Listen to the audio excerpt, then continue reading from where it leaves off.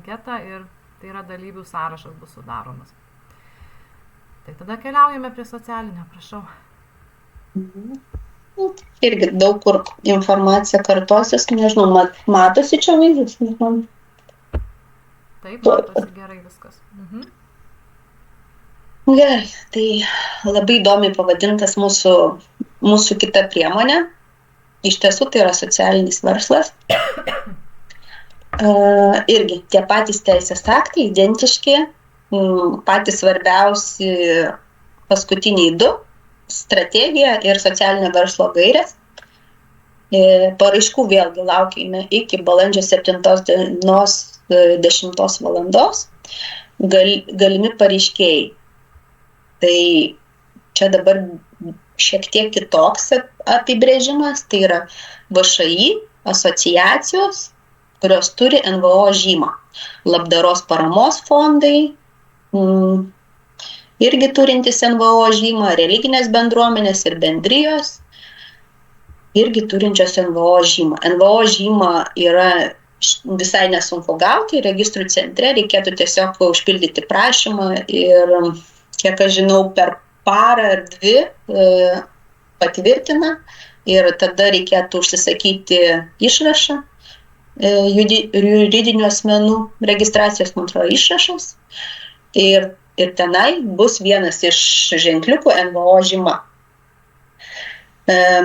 Taip, jeigu jūs jau turite socialinį verslą, tai paraiškos pateikimo dieną aš jau turiu jį pamatyti socialinio verslo platformoje. Yra nuoroda ir jeigu dar nesate užregistravę savo socialinio verslo, tai iki paraiškos pateikimo dienos privalote tai padaryti. Kitu atveju bus pripažintas netinkamu pareiškėju, jeigu paaiškės, kad jūsų socialinio verslo, jūs prašote pinigų socialinio verslo plėtrai, o nesate užsiregistravę platformoje. Tai padarykite tai. Jeigu tai yra socialinio verslo pati pradžia, jūs tik kuriatės, tai tada jums yra reikalavimas iki paskutinio mokėjimo prašymo pateikimo dienos užsiregistruoti. Galimi partneriai. VŠI asociacija, BI, tai nežinau, kažkaip bendros įmonės, Vilniaus rajono savivaldybės administracija ir mažosios bendrijos.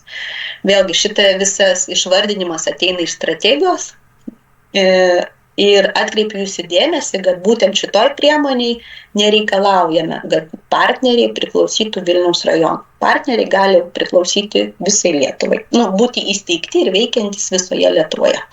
Tik tai būtinai turi atitikti šitas juridinio asmens formas. Taip, visam kvietimui skiriama 70 000 eurų ir vienam projektui skiriama 70 000 eurų maksimali paramos suma. Tai tikėtina, kad finansuosime vieną projektą, vėlgi 95% intensyvumas, nuosavas indėlis lygiai ta pati informacija arba savo piniginės išlaidos, tada banko išrašo laukiame, jeigu savivaldybės biudžeto lėšos, tada savivaldybės sprendimas, jeigu tai yra partnerio piniginės lėšos, partnerio banko išrašas, jeigu tai yra iš finansų įstaigos skolinimas, tai tada dokumentų iš finansinės įstaigos ir čia gali skolintis ir pareiškėjas ir partneris. Arba pareiškėjas ir partneris. Remiamos veiklos vėl tokios pačios, tik tai prisideda paslaugų įsigijimas, tai infrastruktūros pritaikymas, įrangos įsigijimas, vėlgi atkreipiu dėmesį, kad būtinai ilgalaikis turtas turi būti, paslaugų įsigijimas, atsinaujinančių energetikos išteklių diegimas, skaitmeninių kitų pažangių sprendimų diegimas. Vėlgi, dabar stebėsenos rodikliai. Viena, būtinai turite kurti darbo vietą ir čia jau visą pilną darbo vietą turite sukurti, jeigu prašote 70 000 eurų paramos, jeigu prašote iki 35 000 eurų paramos, privalote kurti pusę darbo vietos. Jeigu prašote paramos 35 000, pavyzdžiui, ir 500, tai jau turite kurti vieną darbo vietą.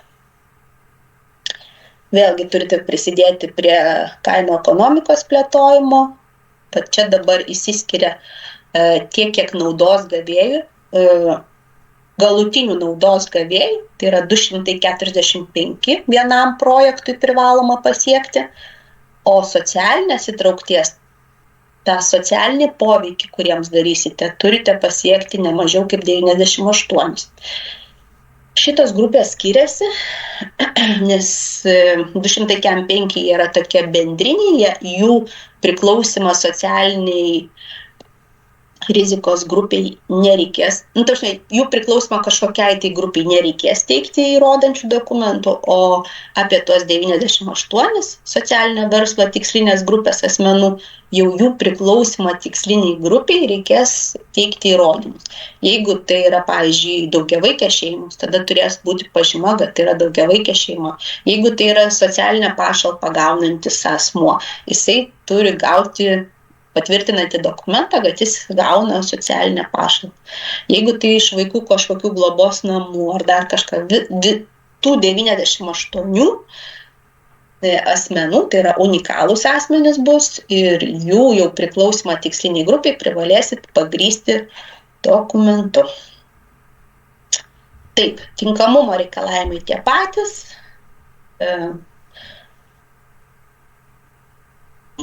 Gal paskutinis tik kitos vietos projektas turi būti socialinės įtraukties projektas, o jeigu sakom, kad tai yra socialinės įtraukties projektas, reiškia privalomai prie projekto turėsit pildyti socialinio verslo skaičiuoklį.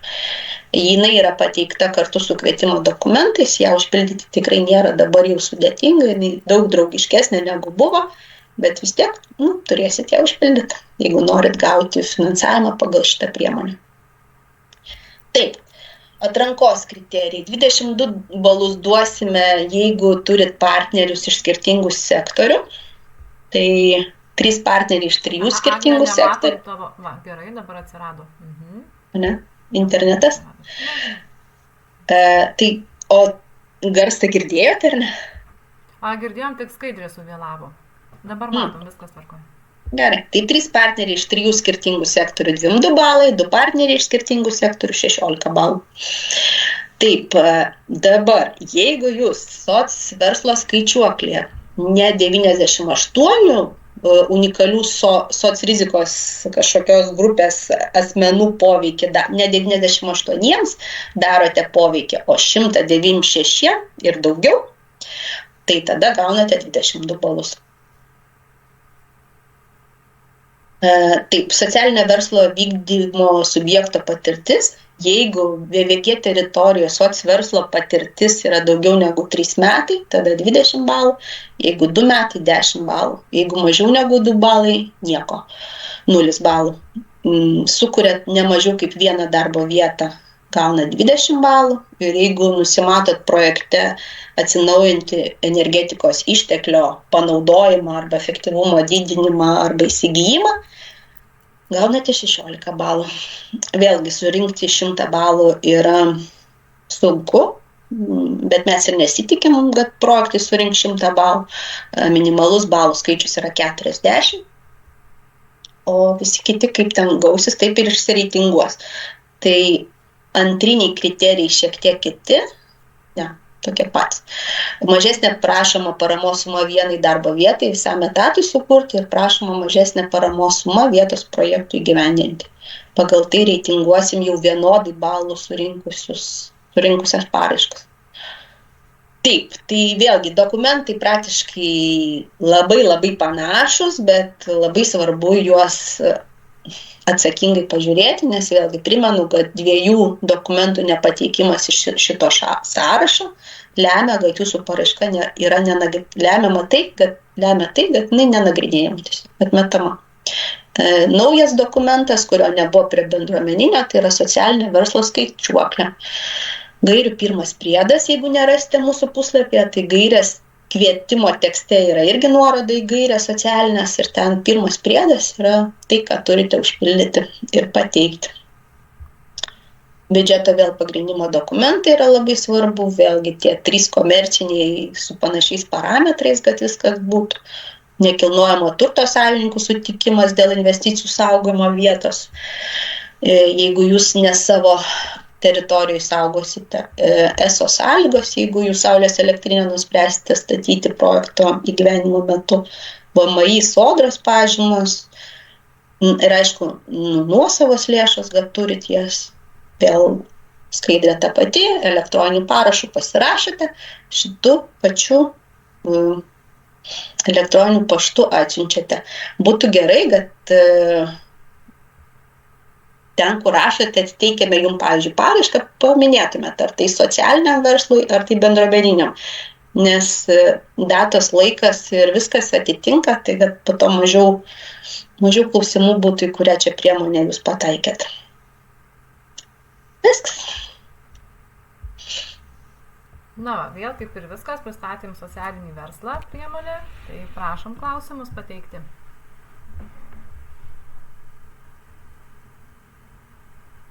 Ar teisingai suprantu, kad socialiniam verslui negalioja ta sąlyga, kad turi veikti įmonė daugiau negu metus? Taip, negalioja. Galite šviežiai įsteigtą įmonę, ne įmonę, įstaigą, nes VŠI asociacija arba ten labdaros paramos fondai tinkami. Taip. Bet NVO žyma, būtinai pasirūpinkite NVO žyma, kad toks menkniekis, kad nesukliudytų jums. Ir aišku, balų neteksite, jeigu jūs nevykdote socialinio verslo VVG teritoriją, tai gan nemažą balų skaičių prarasta nauja įstaiga.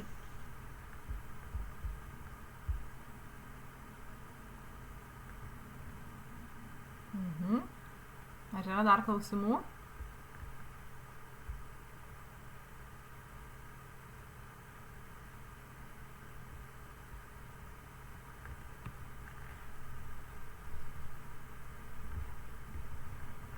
Klauskite drąsiai. Taip, aš norėjau paprašyti, gal galit šiek tiek patikslinti apie pažeidžiamus asmenis, kokios tai grupės jūsų manymų yra, nes pagal dokumentus tai ten labai labai platu yra. Taip, tai mes irgi laikomės to labai labai platu. Užduokit šitą klausimą, o dabar čiatą ir mes aš nukreipsiu visą nuorodą duosiu. Tai yra socialinės rizikos visi asmenys, tai taip kaip suprantame Lietuvos teisės aktai. Tai tikrai yra labai labai platu. Tai nes turbūt ne tik rizikos, ar ne, nes ten rizikos yra pakankamai. Socialiniai atskirčiai priklausantis asmenys. Ten iš tiesų yra tikrai labai platu, tik tiek, kad prieš planuojant reikia pagalvoti, ar tu turėsi dokumentinį įrodymą. Taip.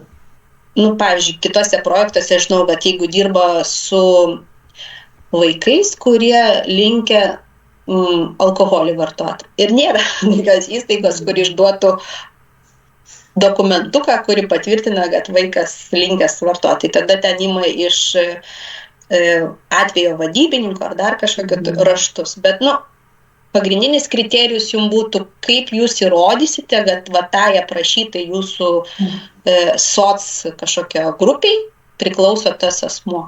Nes ten, kadangi taip yra labai platu, tai ten net ir vaikai iš esmės mažamečiai, tai tinka, tai čia turbūt apskritai nieko pateikinė, tik tai amžiaus kažkokį.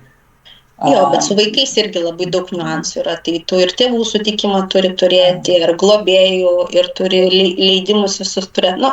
Yra daug reikalų, bet taip, bet asmens dokumentą ar kažkokį vis tiek tu jį turėsi įrodyti, kad jisai ar mažametis, ar dar kažkas. Ok, aišku, ačiū. O tai čia jau įrodant vykdymo metu, ar ne? O paraiškos teikimo metu nieko nereikia pateikti? Ne, tik tiesiog tu turi labai aiškiai apsirašyti socialinio verslo skaičiuoklė, ten bus atskiras punktas, kas yra tavo tikslinė grupė. Tai tenai tu turi ir apsirašyti, kiek žmonių iš kokios socialinės grupės tavo bus poveikis. Ir aišku, tai turi būti logiška. Negali ten obuolių sultis, vėl mano mylimas ir sakyti, kad, nežinau, kažkaip darysi poveikį. Nors gali iš tiesų, jeigu gausi tai išorinį modelį taikysi, tai uždirbsi pinigus iš vienos pusės, iš vienos visai srities, kuri nesusijusi ir nukreipsi pinigus į kitą. Tai kaip ir, tai čia jūsų aprašymo reikalas. Ačiū. O ir dar tada irgi tas laikotarpis, per kurį rinkti, tai čia kaip ir su bendruomeniu turbūt. Man atrodo, kad Atsakysiu. formoje parašyta per kontrolinį laikotarpį galimai. Bet su soc rizika tai tikrai. Su ta socialinė verslo skaičiuoklė tai tikrai, nes socialinė verslo skaičiuoklė, tu ten net ir turėsi susiplanuoti 3 metus po projekto pabaigos, kiek, kasmet, kiek tų žmonių, su kiek žmonių tu dirbsi. Tai su soc tikrai 3 metai po projekto pabaigos turi pasiekti tą skaičių. Supratau. Gerai, ačiū labai. Ar dar turime klausimų? Ir dar raginu, kas neužsiregistravot, čiate yra registracijos nuoroda dalyvių, prašau, būkit geriau užpildykit, nes turiu kol kas 6 iš 14 mūsų. Ir tada dar laukiam klausimų.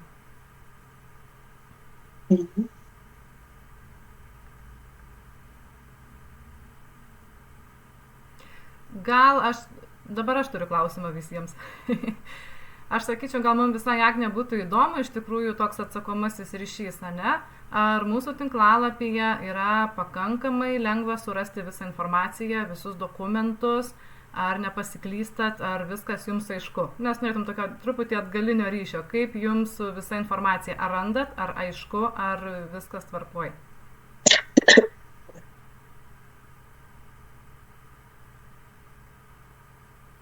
Liuks parašė.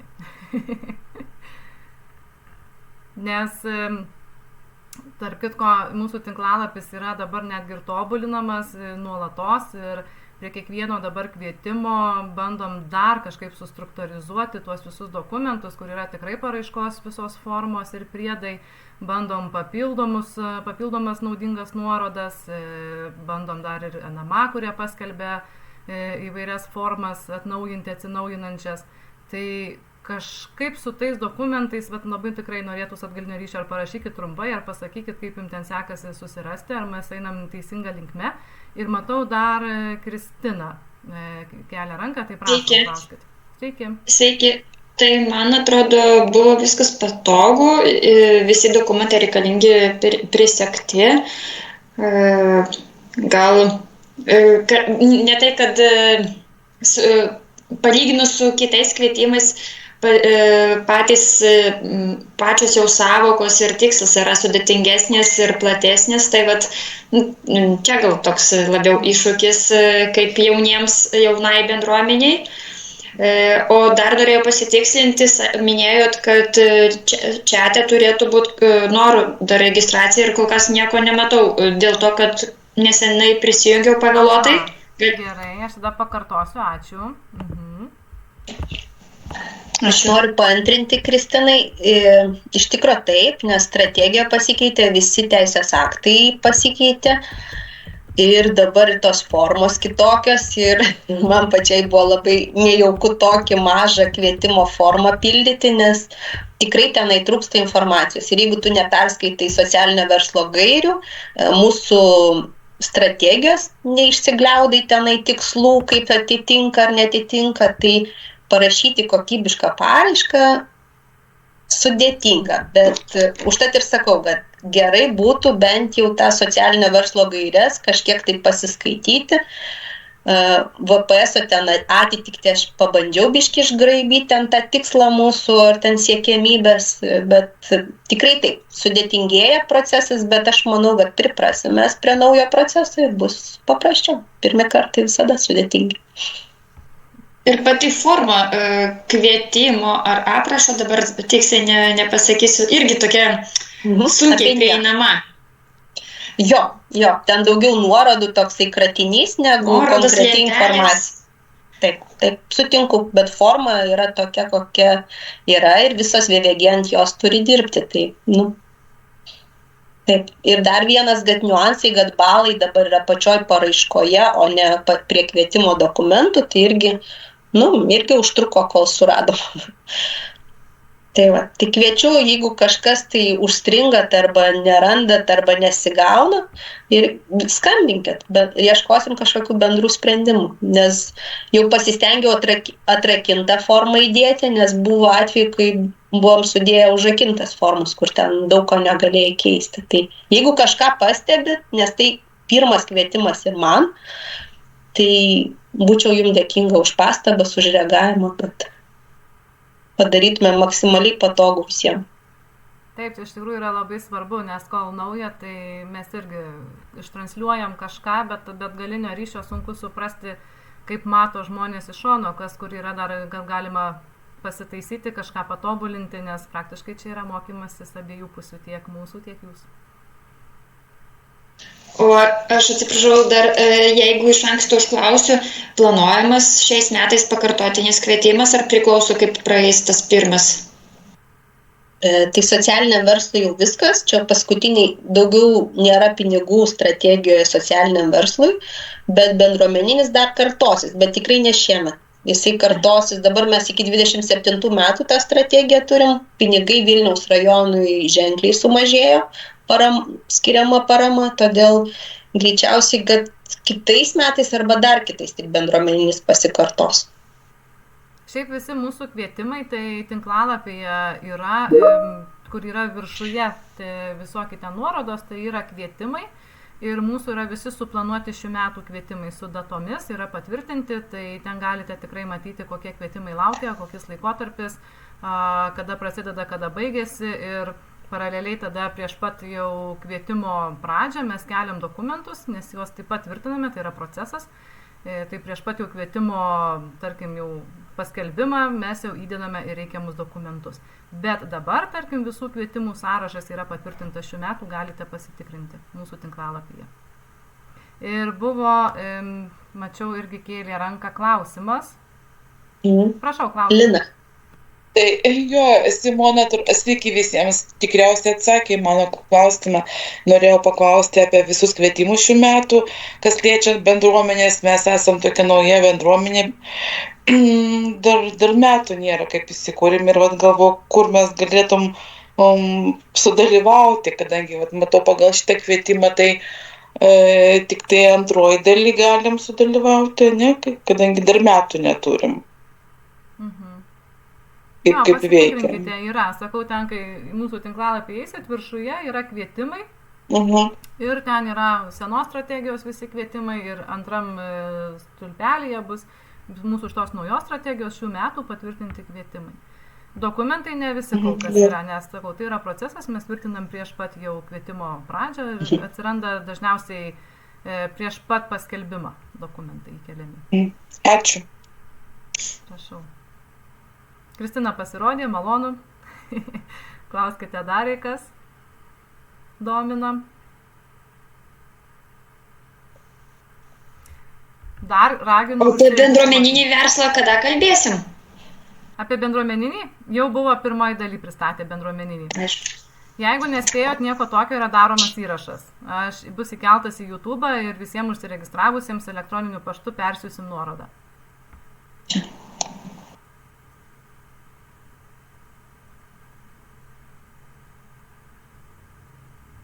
Ar dar yra klausimų? Gal šiaip ko nors norite paklausti? Kad jau pasijungiam tiltą vieni tarp kitų? O gal jau einam pailsėti? No. Tai jeigu daugiau klausimų nėra, tai ačiū visiems, kurie prisijungėt. Rašykit, lauksim, bendraukim, skambinkit, klauskit, padėsim.